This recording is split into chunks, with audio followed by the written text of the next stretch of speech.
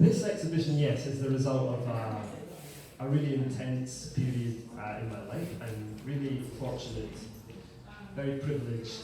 There are several different things that happened in the last year. I became a father for the first time, which I think was a catalyst for me to work even harder than usual, perhaps in order to get away from the screaming baby, as much as in order to pay for the screaming baby. But I've also been involved in several different filming projects, and I've also knew that this commitment was coming up, so I had to make time to paint.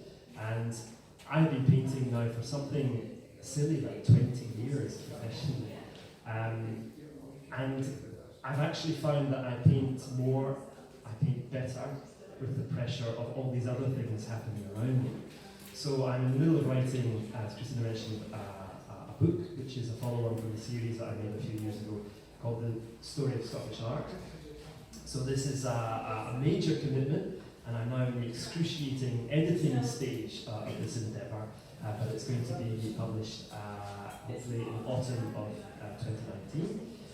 But this has allowed me also to always have in my mind a kind of revolving survey of Scottish art and the painters and artists I love, and also those painters who perhaps I never really thought of as being important to me, but have become so.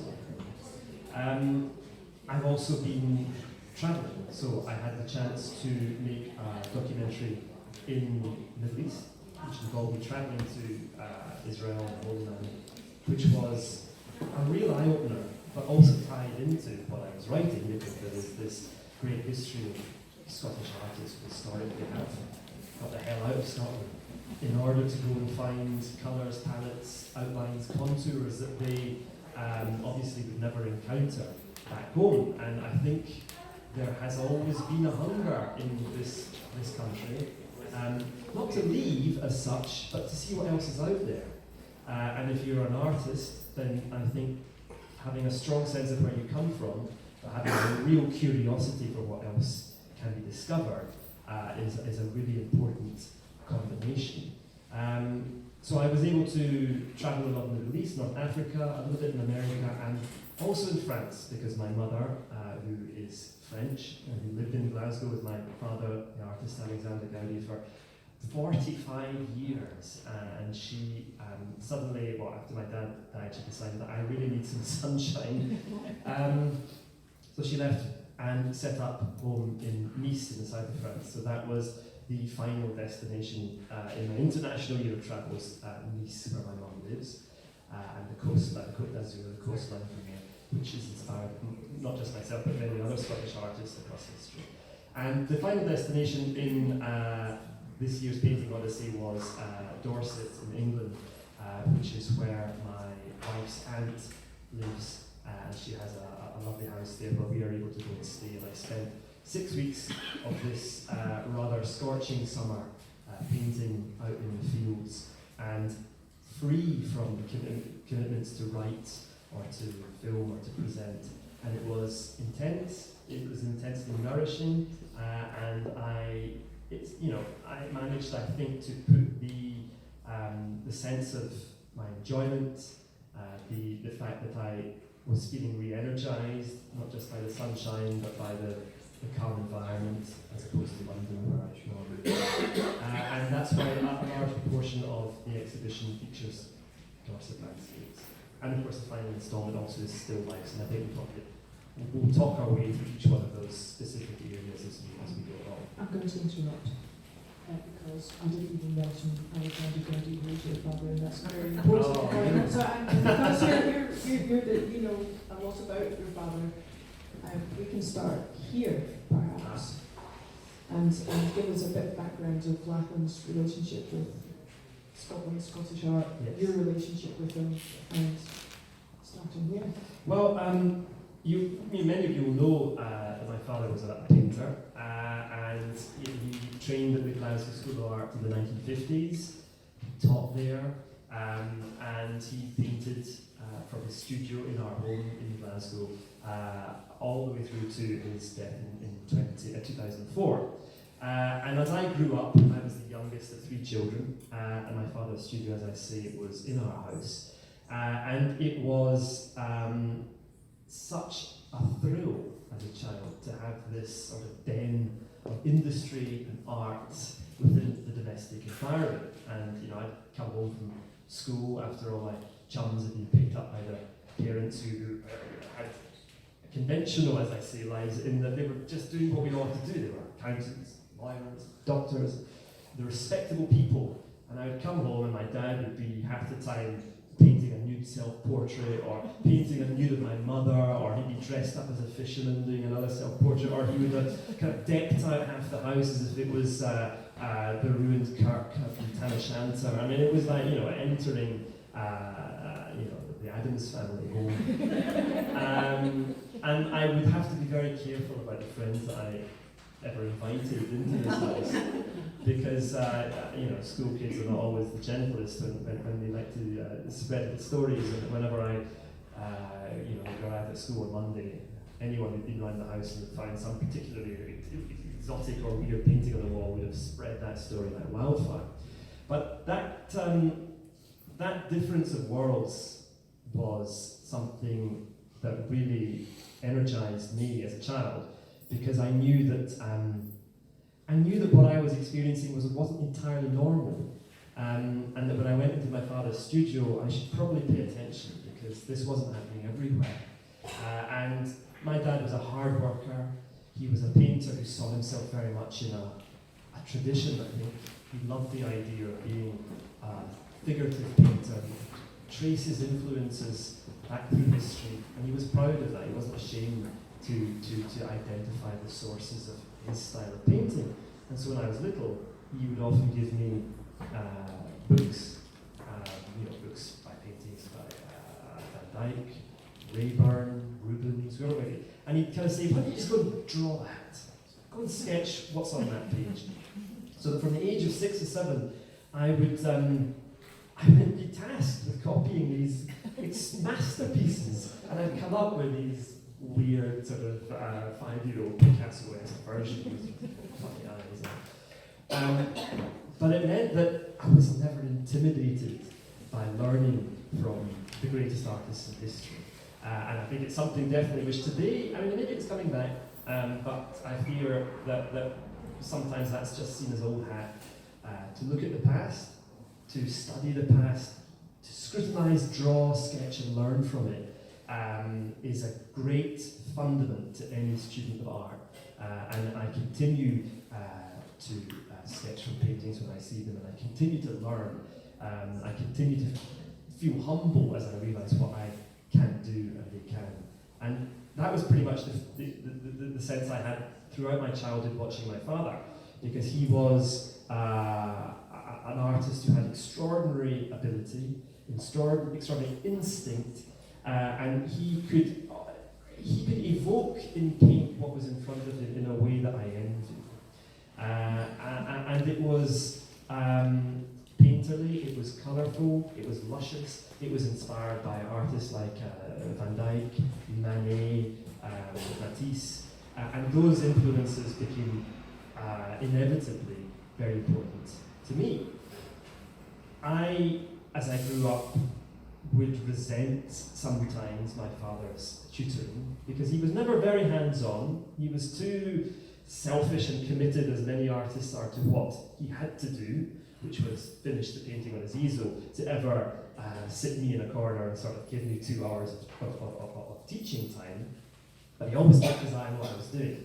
So if he'd given me one of these books to draw, after a few hours he might just pass by and take a look, and he would always be generous and say, that looks good, but he'd always find something that needed work on.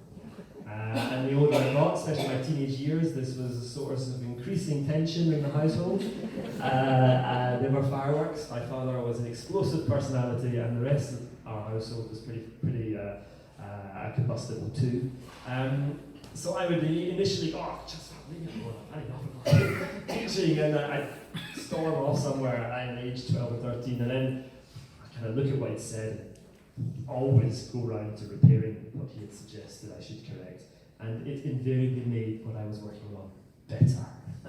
So I knew from that point on, always to listen, always to be humble to some extent, because this painting malarkey is a constant learning endeavour, and you're never finished.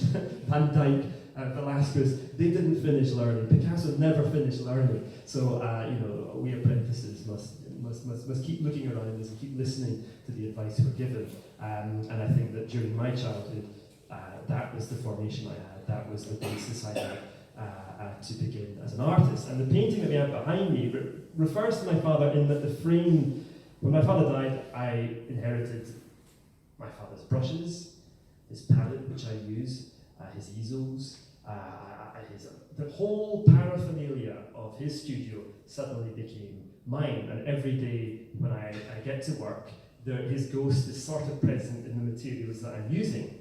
And I also inherited, an arsenal of frames, many of which are like this, battered and bruised, partly by my dad's sort of cavalier attitude to possessions, but also just because they were antiques in themselves.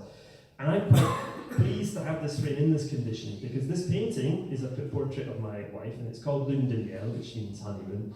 I got married Charlotte in 2011. She's not here, so she can't shout. I think it's 2011. And we went on a honeymoon to Croatia. And this is a portrait I painted of her, which on one of our wedding anniversaries.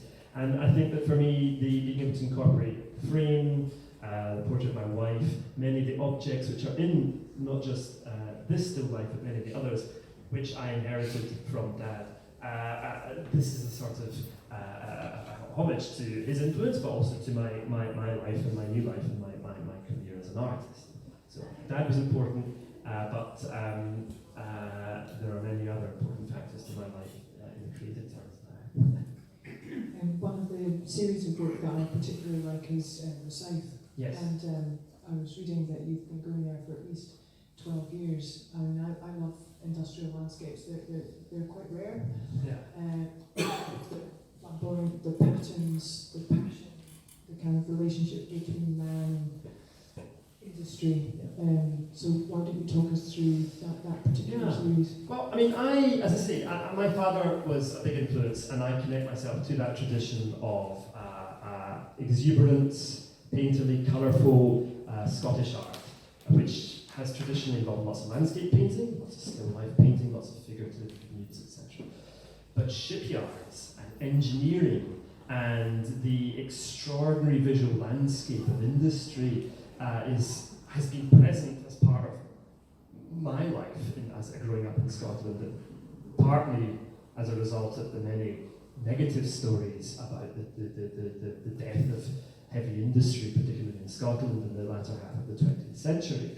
And I think as I grew up, I was always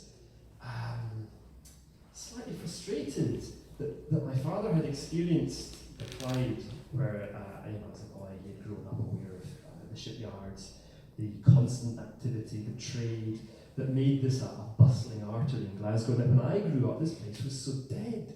The river, there was nothing.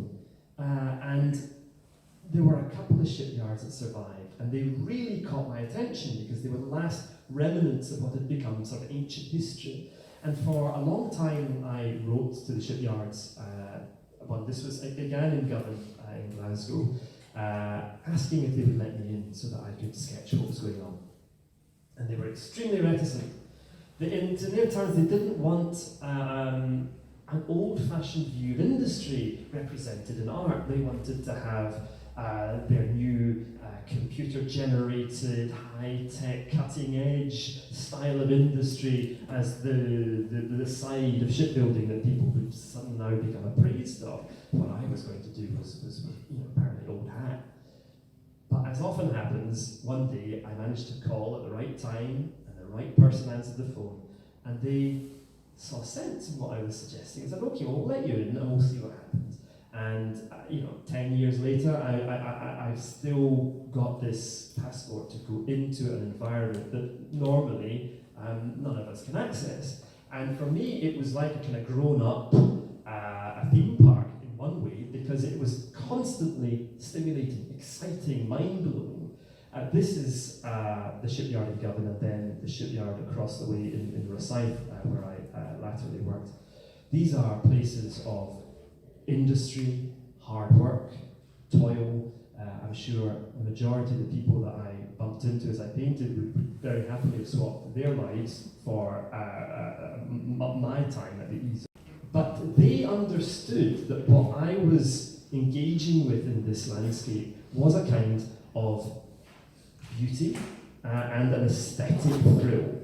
So in a shipyard where you are surrounded by the endless variations of perspective and scale, colours that you would not necessarily run into out there in Dundas Street, a strange palette of fluorescent pinks and reds and all the security labels and colours they have to employ in that kind of working environment. Suddenly for me this was a whole fresh vista, and when I began to sketch it on paper, it just generated more and more ideas. And the people who come and talk to me would direct me towards other parts of the shipyard where there were specific things happening that they found particularly interesting or exciting. And over the course of those years, I really have documented the whole process of building a ship, and in particular, some of the largest vessels that were ever built in Britain, the aircraft carriers that are being completed at the moment.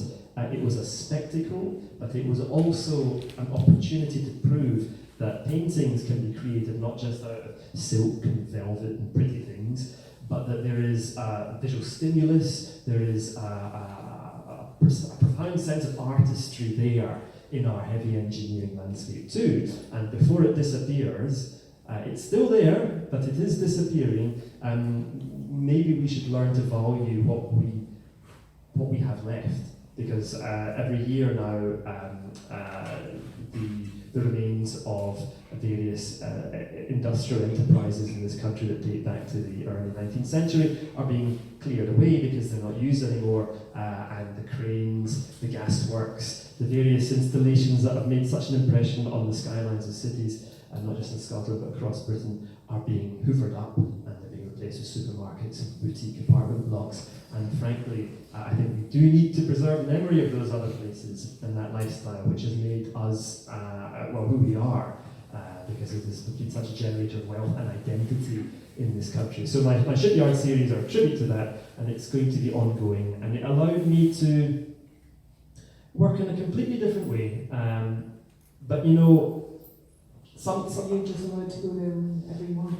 I pretty much can. I mean, initially it was all kinds of security issues. We gradually realised I wasn't going to try and walk in front of too many large objects that were descending from the ceiling or whatever, and I was going to be careful. So then they allowed me to go off on my own.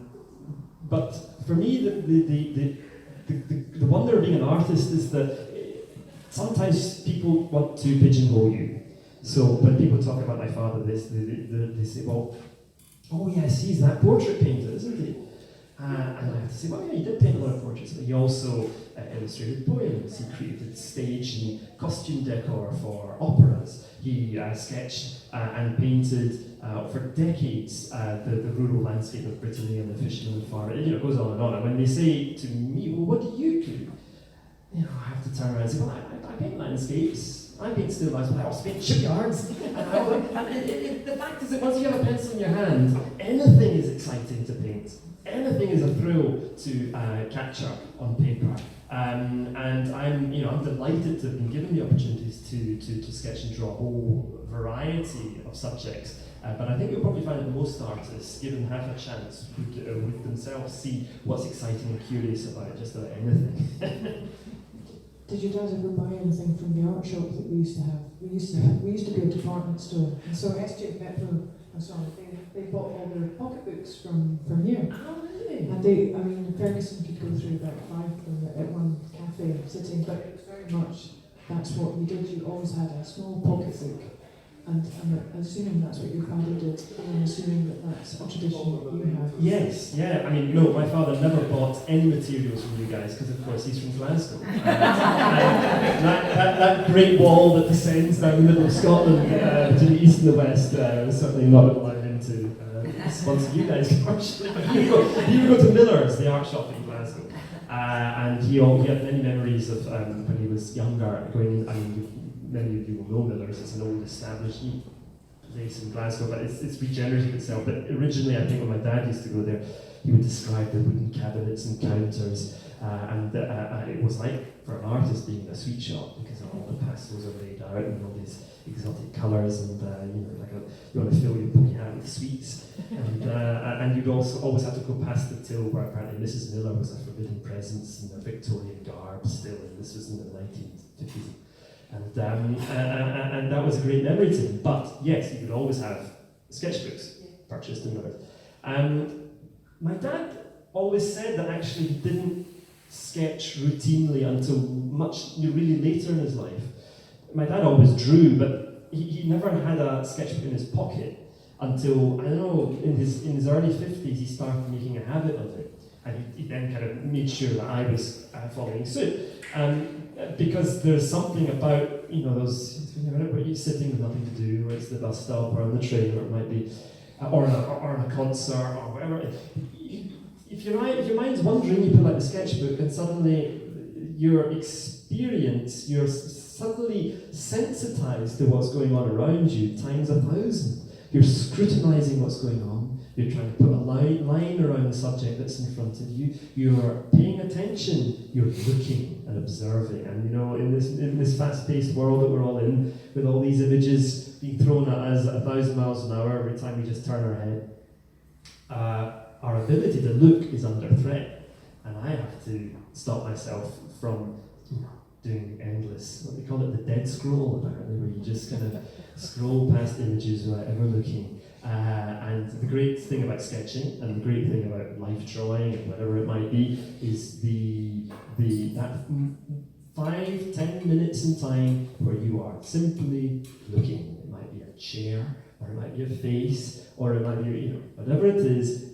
Wow, I didn't realise it worked that way. I mean, it happens to me every time I draw. I draw a face, and I forgot that the eye does that at that point. I'm constantly relearning, but you're relearning because you're looking. So the sketchbook is a really important basis. And in the shipyard, it was fundamental to me because I wasn't allowed to photograph anything. Because for various security rules, I couldn't take photos. So I was like, oh my word, I'm used to, I've become lazy, like many artists, thinking, I'll just take a snap of that, and once I get to the studio, I'll sort of, rework it, and it'll be wonderful. But no, I had to actually work and just look and note it down. And these, later in my experience, I was allowed to take some photographs in the yards, but when I got back to the studio, I realised that they were not nearly as useful as my sketches. Because in the sketch, rather than allowing the camera or that frozen moment to make decisions, I was making a composite of maybe 10 minutes in time. So I was picking all the most interesting things that happened across 10 minutes, and I plopped them into this one drawing, which was basically worth 20 photographs. And so, any artist or students among you, I would say, get into that habit. Even if what you do is video art or whatever it might be, if you have an ability to draw, you are learning the ability to look and scrutinise, and I think it's really vital. So when you're filming, how do Yes. you manage to have that discipline, or does that allow you to have the time to do the sketching because you want to record what you're going to? Yes, filming can be very boring. Because there are, you're working with professional cameramen, sound people, and they're crafts people in their own way, which means they take great pride in what they do, which means they take forever to set up. So the camera and the lens has to be right, and the sound's got to be attuned to this. So I'm sitting around for ages, and I'm often find myself in these extraordinary places where you have to be given special access. So I just pull the sketchbook out and begin to doodle. And after I suddenly often notice that the chatter in the background about lenses and apertures and all this stuff, and the director saying, well, you should do this and do that, stops because oh my goodness, there's someone actually drawing. It's quite interesting. cameras on, you know. And it's quite a good way to focus everyone too into, well, look at me. So talk us around some of the different areas in the exhibition. Yes. Well, I think we'll end with still lives, and because I can see Dorset over there, let's begin with Dorset. I think quite a lot of people visiting the show haven't been quite sure of where those paintings originated. They look pretty sun-kissed. I suppose they could be somewhere in France, and I do have this association of France, so that might make that connection in people's minds. But this is a beautiful part of southern England, where, as I say, my wife's aunt has a home. And I started going there about 10 years ago, and when I first arrived, I thought, oh God, this is all a bit chocolate boxing, it's all a bit English landscape constable stuff, isn't it? What am I going to paint here? And again, as with anything, you open your eyes, and after a while you pay attention, you absorb it. And I found my own way into this place. I mean, this is Thomas Hardy country, so it's been written about, and it has been painted too. Charles Rennie Mackintosh spent a fair bit of time in Dorset because Fra Newbury, the head of the arts school in Glasgow at the time, he came from Bridport, which is the town very close to where I go.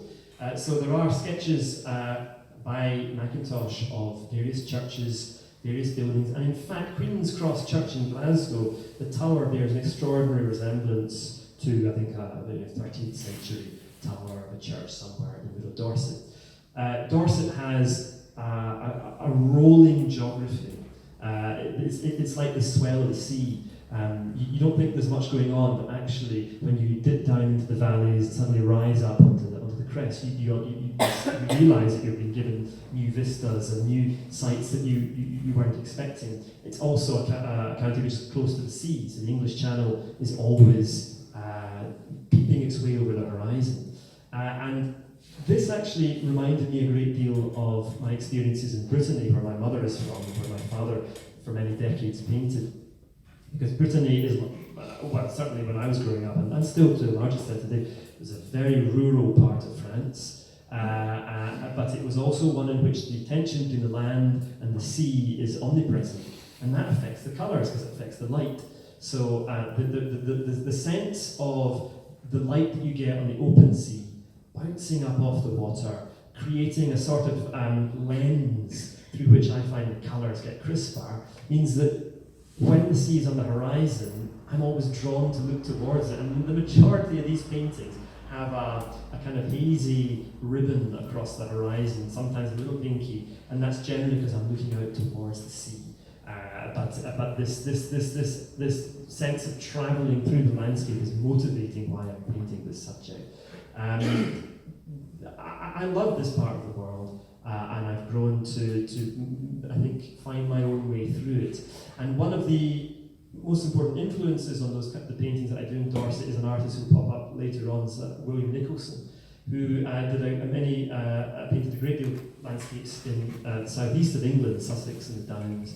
And he always had a very particular way of cropping and composing images, which involved often having a disproportionate amount of land to sky, and the sky is often just a very thin strip at the top, or vice versa.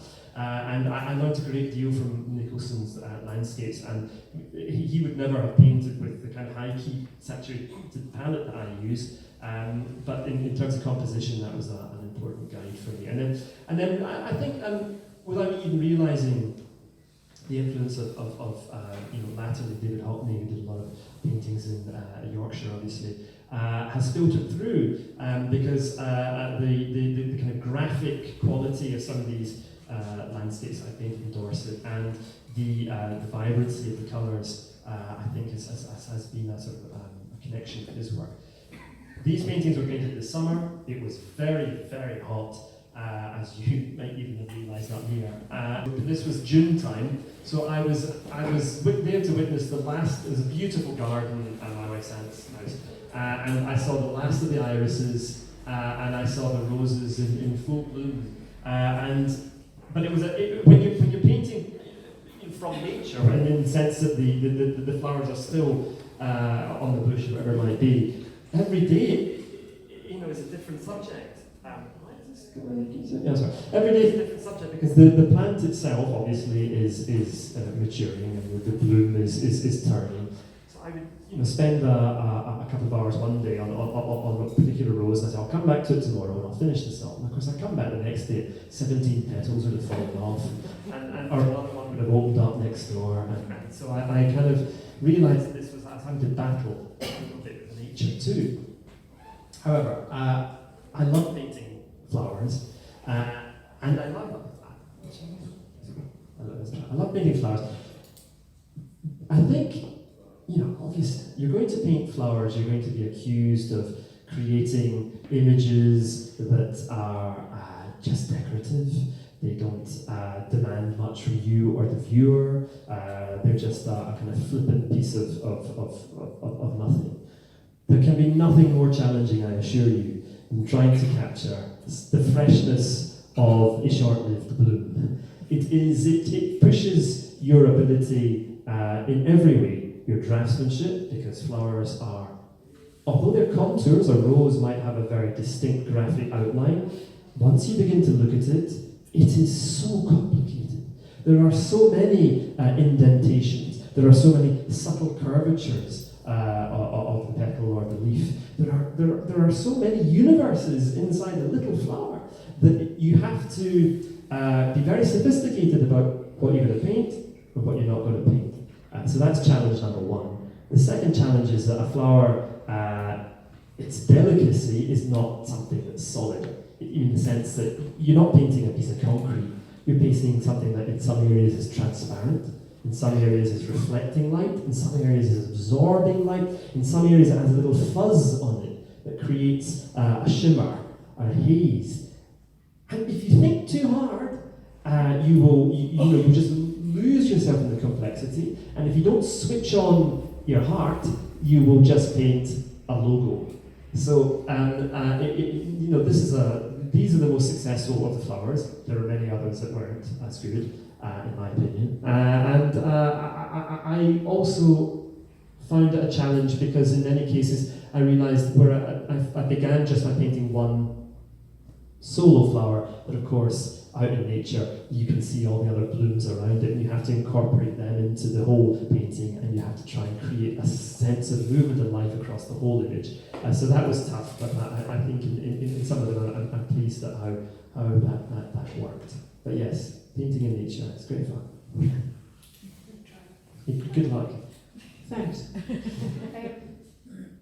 Travelling Scottish artists. Yes. You're talking about Brittany. I was actually in Brittany for the first time and the penny dropped about Margaret Morris. There's this landscape of Art Deco buildings and old abandoned kind of hotels from that era. Yes. And it's one of the only places I can go to being so white. But wherever you go, Scottish artists have been, and you start seeing the place through their eyes. And I know that must, because you're a writer, that must always, and you're also a painter, that must always be in your mind. Yeah. The thing about artists having gone there before you is just something you have to get used to, and it's a sort of red herring in a way. With my father as an example, I probably spent a part of my career trying to make myself be very different. So I am not going to be my father's son, I'm going to do my own thing. But you could equally use the argument to say, I'm not going to be Ferguson's ancestor, I'm not going to be Peplo's ancestor. I paint in a way it's totally different just for the sake of it. Well, I would be denying who I am if I insisted on that. So the older I've got, the more I've realised, well, whilst I'm going to do everything I can not to be a clone, not to copy, I'm going to allow the influences that have filtered down to me through my father or through the other artists, for example, who have painted in the places that I've been to. And I'm going to try and take advantage of that. Because again, we come back to my feeling that the greatest teachers in art history are the ones that have come before us and have done it so well. So why not look at how Ferguson? I was painting in Antibes in the south of France. I mean, this is Ferguson territory. He made this. He and Margaret Morris made this their own.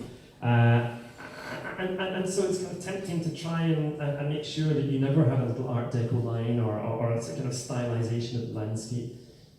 But if that's in the Rolodex of your images that have been close to you throughout your life, it possibly expresses itself in what you create. And again, as long as you're not doing a pastiche,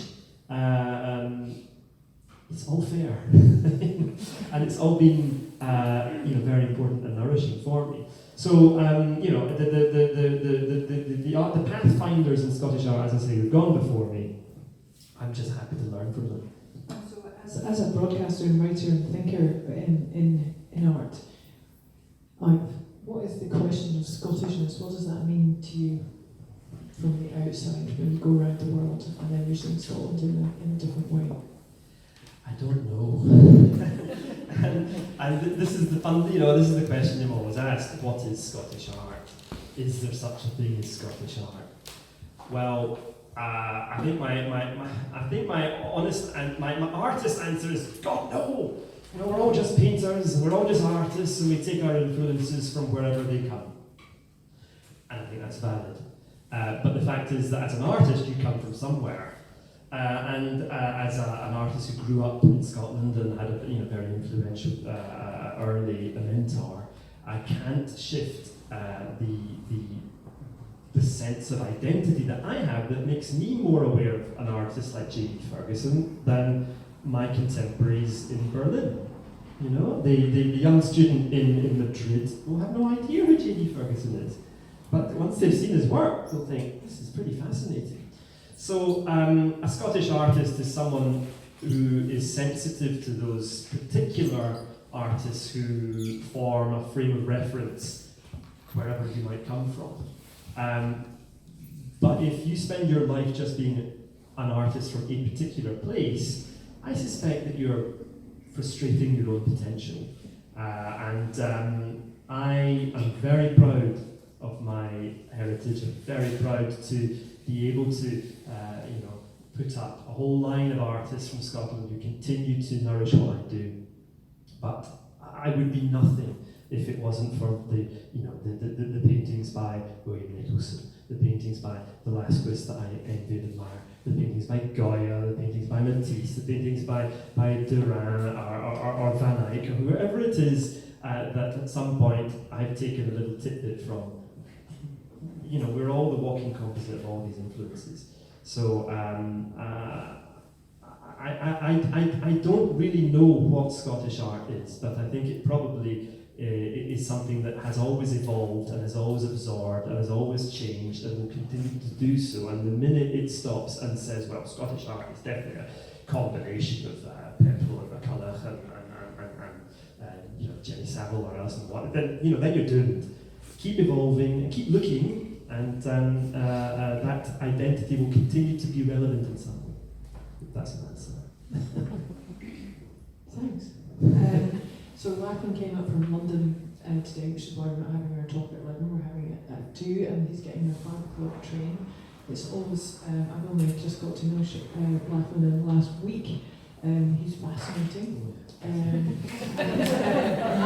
could ask him lots of questions all day, but if there's any questions that anyone would like to ask, then please raise your hand. Oh, there we go, front row, dangerous. You're talking about painting flowers. Yes. You have to get the light coming through. So what is your favourite medium for painting? I know a lot of artists use watercolour just. Yeah. But presumably, I haven't looked at those yet, but I don't think they're watercolour. Not watercolour. I'm lucky in that I feel comfortable painting in lots of different mediums. So I love painting watercolour. I love painting gouache. I love drawing in pastel, and I love painting in oils. I quite like working in acrylic. But I find each medium suited to sometimes a particular topic, and I find it harder to paint sub-subjects in particular mediums. These flowers are all in oils, and I hadn't painted flowers until this summer, I think, with quite this concentration in oils in terms of being out in nature. And I'm really pleased at how it has worked, because in the studio when you're painting in oils, you can always go out and buy another flower that's rather similar, and plop it in the, I go usually go to Tesco's because they're long life roses go on forever. If I go to the expensive florist with these great fat heavy roses, they die within 2 days. So in the studio with oils, I have the time to really study. Most of these paintings here were completed in probably a maximum of 6 hours. And you have to be very fast, which is a problem I would usually resolve by painting in gouache or watercolor. But if I were to paint a rose in watercolor, it would possibly have to be a much less substantial thing. It would almost just be a kind of watery splodge. I'm not skilled enough in watercolor to spend hours making the perfect image, whereas oil is more forgiving. So that's why I used oil for the roses. But I mean, the majority of the paintings outside in France, little panels or gouache paint, I spend about 3 to 4 hours on those, and they're all about spontaneity. They're all about gouache is I love using gouache because it's water-based. It's a watercolor, but it's opaque. So you have the best of both worlds. You can paint very quickly, and you can create the same effects that you get with watercolor. The paint will flood into another area. It will create little blooms. It'll do unexpected things, but you can always go over it and correct and give density to certain areas. So that's why I would use that when I was painting perhaps a landscape in France or something. Any other questions? Can I ask a question? Yes. George Gilbert speaking. Hello. Hello, good afternoon. Question is, midnight in Paris style. Yes. If you were able to transform yourself back to, or transport yourself back to another era of painting, which era would you find yourself in? I don't know. I'd have to obviously be, 17 times more capable than I am in this lifetime. I would have to be someone like Delacroix. So I'd have to be France in the 19th century, early 19th century, I think would be an exciting place to be, I think, as an artist. It's just this moment where things are exploding and evolving in a new way, where taboos were being broken, but people were still having a huge amount to learn about painting. And I think an artist like Delacroix was able to travel, go to exotic places, explore colour in a thrilling new way. The visual arts in France were being released from the kind of neoclassical straitjacket, and it must have been a very exciting time, particularly, obviously, politically also. Things had gone through the roof. So as long as I wasn't getting my head chopped off, and as long as I was a very, very capable artist, then I think that's probably when I would love to be. And failing that, I wouldn't have minded hanging around, with Matisse later on that century, and equally another time when art was exploding and changing. I don't think I would have been on the front line because that's just not my nature. But I hope I would have been able to look and learn and understand that things were, I think there was lots to grow from happening around me.